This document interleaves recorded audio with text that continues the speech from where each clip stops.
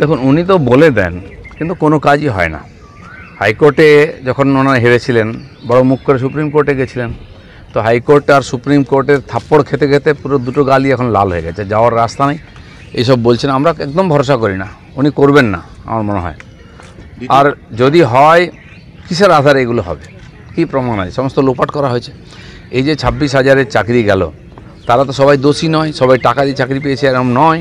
যারা যোগ্য তারা কি অপরাধ করেছিল? এবার তো তাদেরকে ঘটিবাটি বিক্রি করতে হবে কোর্টের নির্দেশ মানতে গেলে। অথচ যারা এই অপরাধটা করেছে, তাদের কাছ থেকে টাকা নিয়েছে, সেই লোকগুলো কি আদৌ কোনোদিন শাস্তি পাবে? মমতা ব্যানার্জি এখনও বড় বড় কথা বলছেন, বিজেপিকে দোষ দিচ্ছেন, অন্য কাউকে দোষ দিচ্ছেন, যে মুখ্যমন্ত্রীর পুরো সরকারের রন্ধ্রে রন্ধ্রে দুর্নীতি। পার্টির নেতা থেকে সরকারি কর্মচারী সবাই দুর্নীতির সঙ্গে যুক্ত, মন্ত্রীরা যুক্ত। তিনি কী করে বড় বড় কথা বলেন? পশ্চিমবাংলার মানুষ যারা লাইন দিয়ে 500 টাকা আর অনুদান নিয়ে জীবন বেঁচে থাকতে হয়, তারা একাধবার ভুল করে ভোট দিয়েছেন। আমি জানি না এবারে 500 টাকা বা 1000 টাকার বিনিময়ে লোকে এই দুর্নীতিগ্রস্ত সরকারকে ভোট দেবে কিনা, কিন্তু অপরাধী যারা এবং সরকারে বসে আছে যারা, তাদের অবশ্যই সাজা পাওয়ার দরকার আছে। কালকে চাকরিহারাদের শহীদ মিনারের মঞ্চে আমি নিজেও সেখানে ফিজিক্যালি ছিলাম। তাদের বক্তব্য হচ্ছে যে বিকাশ রঞ্জন ভট্টাচার্য তাদের ক্ষতি করে গেছেন, তৃণমূল সরকার তো ক্ষতি করেইছেন, এবং আপনার নাম করে, শুভেন্দু অধিকারীর নাম করে, সুকান্ত মজুমদারের নাম করে তারা বলেছেন যে এই 26,000 লাশের ওপর দিয়ে আপনারা 26 সালে ক্ষমতায় আসতে চাইছেন। শুনুন, এটা তো বলতেই হবে, কারণ তারা অপরাধ করেছেন, তারা জানেন। যারা যোগ্য প্রার্থী চাকরি পেয়েছেন, এই অপরাধীদের জন্য তারা আজকে বন্যায়ের বলি হয়েছেন। এই যে পুরো সিস্টেমকে যারা অপরাধী করেছে, তারা হয়তো টাকা আছে বা নিয়েছেন, দিয়ে দেবেন, কিন্তু যে সৎ মানুষগুলি, যারা যোগ্য প্রার্থীরা চাকরি পেয়েছেন, চাকরি গেল, তাদেরকে যে টাকা ফেরত দিতে হবে, তাদের হাতে কোনো সম্পত্তি নয়, যে টাকা সব খরচা করেছেন, তারা কি অপরাধ করেছিল? আজ অপরাধ করে বড় কথা বলছেন। এরা, মমতা ব্যানার্জি যতটা দোষী, এরা ততটা দোষী, এবং মাঝখান থেকে যে ফোটেরা টাকা তুলেছে তারা সমান দোষী। পুরো পশ্চিমবাংলার মান সম্মানকে নষ্ট করেছেন, আমাদের মুখ পুড়িয়ে দিয়েছেন। প্রত্যেকটি লোককে জেলেও ভরা উচিত। যারা দোষী প্রমাণিত হয়েছে, এক তো টাকা দিয়েছে, পুরো বাংলার শিক্ষা ব্যবস্থাকে নষ্ট করেছে কয়েকটা লোক, সেনাদের বড় কথা বলার উপায় নেই। কোর্ট সাজা দিয়েছে তথ্যের আধারে। দিলীপ ঘোষ প্যাক্টন, দিলীপ ঘোষ সত্যের সঙ্গে ছিল, সত্যের সঙ্গে থাকবে। যারা এসএসসি চাকরি দিয়েছেন এখন রিক্রুটমেন্টে, তারা যখন দিনের প্রতি ধর্ণা দিয়েছেন, তাদের সঙ্গে আমরা দাঁড়িয়েছি। যারা ডিপ্রাইভ হয়েছে, যারা বিনা কারণে অন্যায়ের শিকার হয়েছে, আমরা তাদের সঙ্গে লড়বো। কিন্তু যারা চোর, যারা চাকরি কেনে, তাদের সঙ্গে আমরা কখনো দাঁড়াবো না। এই ক্ষেত্রে যেটা সবথেকে গুরুত্বপূর্ণ প্রশ্ন উঠছে, 26-এর ভোট আসছে, অভয়া আমরা ভুলে গেছি, আমরা কি এই 26,000ও 26-এর আগে ভুলে যাবো সবাই? মানে অন্যভাবে মানুষের স্মৃতি তো ছোট, মানুষকে এমনভাবে এখানে চাপে রাখা হয়েছে, তার এদিক ওদিক তাকাবার মতো সময় নেই, অবস্থাও নেই। তাকে বেঁচে থাকার জন্য সংঘর্ষ করতে হয়। কিন্তু সারা বছর কোনো না কোনো সরকারের অকম্মা নীতি, অযোগ্যতা, অপরাধের জন্য আমাদেরকে আন্দোলন করতে হয়, চলতেই থাকবে। মানুষের স্মৃতিতে এগুলো সব থাকছে। আমার মনে হয় 26-এর ইলেকশনে তারা ভাববেন এটা, যে কতদিন এই পাপী সরকারকে মাথায় করে বয়ে বেড়াবেন। 26,000 চাকরি ইতিমধ্যেই বাতিল হয়েছে, সেখানে বিজেপি এবং সিপিএম এর ঘাড়ে দায় চাপাচ্ছেন মুখ্যমন্ত্রী। টাকা নিল মুখ্যমন্ত্রীর বাড়ির লোকেরা, পার্টির লোকেরা, সরকারের লোকেরা, হয়তো ওনার পরিবারের থেকে বেনিফিশিয়ারি, আর দোষ হলো সিপিএম কংগ্রেসের। উনি কি এখনও মানুষকে এরকম ভাবছেন? মানুষের পিঠ দেওয়ালে ঠেকে গেছে, মানুষ এর যোগ্য বিচার করবে। মমতা ব্যানার্জি বলেছেন স্টাডি করতে দিলে আমরাই তো খুঁজে বার করতাম কারা যোগ্য কারা অযোগ্য, সেই সুযোগটাই তো আমাদের। এতদিন কী করছিলেন আপনি? দিব্যি টাকা পয়সা নিয়ে খেয়ে হজম করে বসেছিলেন। মানুষ বাধ্য হয়ে কোর্টে গেছে। কেন? এখানে সরকারের প্রত্যেকটি ফয়সালার বিরুদ্ধে মানুষকে কোর্টে যেতে হয়, কারণ হয় আপনি সিদ্ধান্ত নেন না, নাহলে সত্যকে চাপা দিয়ে সবসময় মিথ্যাকে সামনে নিয়ে আসেন, দোষীদের বাঁচাবার চেষ্টা করেন। দিলে আমরাই তো খুঁজে বার করতাম কারা যোগ্য কারা অযোগ্য, সেই সুযোগটাই তো আমাদের। এতদিন কী করছিলেন আপনি? দিব্যি টাকা পয়সা নিয়ে খেয়ে হজম করে বসেছিলেন। মানুষ বাধ্য হয়ে কোর্টে গেছে।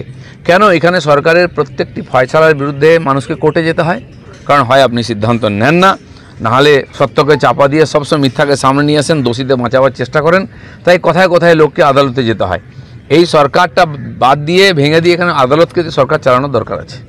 রাজ্য সরকার সুপ্রিম কোর্টে একটা রিট পিটিশন দাখিল করতে পারে, এটা আলোচনা চলছে না? না, এছাড়া কিছু করতে পারে না। আদালতে যাওয়া, মামলার পর মামলা, টাকা পয়সা খরচা করে রায় নিজের দিকে নিয়ে আসার চেষ্টা, যেটা উনি নিজেই বলেছেন যে কোর্টকে বিক্রি করা যায়, কেনা যায়, সেটা উনি করে দেখাচ্ছেন। কিন্তু এখনও সাধারণ মানুষের আদালতের উপরে ভরসা আছে। সে লোয়ার কোর্ট, আপার কোর্ট, হাইকোর্ট, সুপ্রিম কোর্ট, যেখানে হোক, একদিন সত্য সামনে আসবে এবং আরজি করে সত্যও সামনে আসবে। রামনবমীর মিছিলের অনুমতি পেতে যেরকমভাবে বারবার ধরে আদালতের দ্বারস্থ হতে হচ্ছে, দেখা যাচ্ছে পুলিশ অতি সক্রিয়তার ভূমিকা নিচ্ছে, কোথাও পোস্টার পড়লে সেখান থেকে তুলে নিচ্ছে, কেএমসি সেই পোস্টার তুলে নিচ্ছে। পুলিশের ভয়ের কারণ আছে। পুলিশ যদি রামনবমীর পোস্টার নামিয়ে দেয় তাহলে তো এরা সমাজবিরোধীর ভূমিকা পালন করছে, আমরা সেভাবে পুলিশকে ট্রিট করব। কিন্তু আমার প্রশ্ন হচ্ছে পুলিশ তো ভয় করছে, কারণ তাদের যোগ্যতা ক্ষমতা নেই, বড় প্রোগ্রাম হলে সারা বাংলাব্যাপী সামলানোর তাদের লোকজন নাই।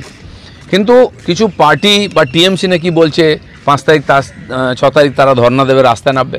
ভাই তোমাদের পরব ঈদ তো হয়ে গেছে, তোমরা এখন রাস্তায় নামবে? ঈদেতে যেমন নামাজ পড়েছ, এখানে তো করার কিছু নেই। আমরা ঈদের রোজা করি না, আমরা ইফতার করি না, কিন্তু পরের দিন সিন্নি খেয়েছি। সেরকম আসো, রামনবমীতে পুজো তো ভাগ নাও, প্রসাদ খাও, বাড়িতে থাকো, পুণ্য সঞ্চয় করো। যদি রাস্তায় বেরিয়ে বাধা দেওয়ার চেষ্টা করো, লক্ষ লক্ষ লোক রাস্তায় নামবে, উপর দিয়ে মারিয়ে চলে যাবে। তখন দোষ দিও না যে এই হয়ে গেল তাই হয়ে গেল। আমি পুলিশকেও বলে দিচ্ছি, দিন পাল্টেছে, আপনাদের ব্যবহারে হিন্দু সমাজ খুবই রুষ্ট, তাদের ঘটিবাটি চলে যাচ্ছে, মা বোনের সম্মান চলে যাচ্ছে, তখন পুলিশকে দেখতে পাই না। বাড়িঘর দোকান লুট হয়ে গেল মালদায় মুর্শিদাবাদে, কাউ পুলিশকে দেখতে পেলাম না, কাউকে অ্যারেস্ট করে না। আর যদি ব্যাগড়া দিতে চাও, আমি চ্যালেঞ্জ করছি পুরো হিন্দু সমাজকে, বলছি আমরা পেছনে আছি, যা করার করুন সব সামলে নেবো। মমতা ব্যানার্জির বড় কথা আমরা দেখে নেব। আর যারা এই রাস্তায় নামবে রামনবমীর দিন ডিস্টার্ব করবে, ভুলে যাও না আজকে সেই হিন্দু সমাজ নেই। 66 কোটি হিন্দু এক জায়গায় হয়েছে মহাকুম্ভতে, আর পশ্চিমবাংলার হিন্দু সবচেয়ে বেশি ভয়ের মধ্যে আছে যে তোমরা এটাকে বাংলাদেশ বানিয়ে দিচ্ছ, তার যোগ্য জবাব তোমরা পাবে। মুখ্যমন্ত্রী মমতা বন্দ্যোপাধ্যায় নবান্ন থেকে বারবার বলছেন রামনবমীতে অশান্তি এড়ান, রামনবমীতে 19 তারিখে অশান্তি এড়াতে চাইছেন, অশান্তির আবহাওয়া তৈরি করে হিন্দুদেরকে বদনাম করার চেষ্টা করছেন। কিন্তু উনি সুবিধা করতে পারবেন না। ওনার যে চালাকি, দাঙ্গা হাঙ্গা করে হিন্দুর উৎসবকে বন্ধ করা, হিন্দুদের ভয় পাই দেওয়া যাতে রাস্তায় না বেরোয়, এ সমস্ত বাধা কেটে গেছে, মানুষ এগুলো বলে গেছে। ওনার এই হিন্দু সমাজ জানে এই সরকার মমতা ব্যানার্জি যতদিন ক্ষমতায় থাকবেন আমাদের ভবিষ্যৎ তত অন্ধকার হয়ে যাবে। আক্রান্ত সন্ন্যাসী হিরণময় মহারাজ, তার মুখে যেভাবে কাপড় বেঁধে তাকে যেরকমভাবে আক্রমণ করা হয়েছে, বিষয়টা একজন সন্ন্যাসী, তিনি হিন্দু সন্ন্যাসী, তিনি বৈষ্ণব, শান্তিপ্রিয়, ভগবত পাঠ করার, তাতে কার কী অসুবিধা আমি জানি না। তিনি রাস্তা বন্ধ করে নামাজ পড়েন না, যেখানে সেখানে মাজার তৈরি করে দিয়ে উৎপাত করেন না। যারা ভক্তিমান, ভগবানের ভক্তি যে তাদের ভক্তি জাগরণ করেন, তাদেরকে শ্রদ্ধা ভক্তি জাগান, ভগবানের কথা তাদের শুনিয়ে মনে আনন্দ দেন, ভবিষ্যৎকে উজ্জ্বল করেন। তার প্রতি যদি এই ধরনের অত্যাচার হয় একজন নিরীহ সন্ন্যাসীর উপরে, সর্বত্যাগী, যিনি মানব কল্যাণে বিশ্ব কল্যাণে সর্বস্ব ত্যাগ করে বেরিয়েছেন, তার যদি অপরাধ হয়, যেমন চিন্ময় প্রভু বাংলাদেশে যে হয়েছে, আজ এপাশে হিরণময় প্রভুর উপরে সে কি অত্যাচার হচ্ছে। আমরা বারবার বলছি বাংলাদেশ আর পশ্চিমবঙ্গকে একরকম হিন্দু বিরোধী শক্তির আস্ফালনের জায়গা করে দেওয়া হয়েছে। সেটা হিরণময় প্রভুর উপরে যে অত্যাচার হয়েছে সেটা দিয়ে প্রমাণ করেছে এখানকার সরকার।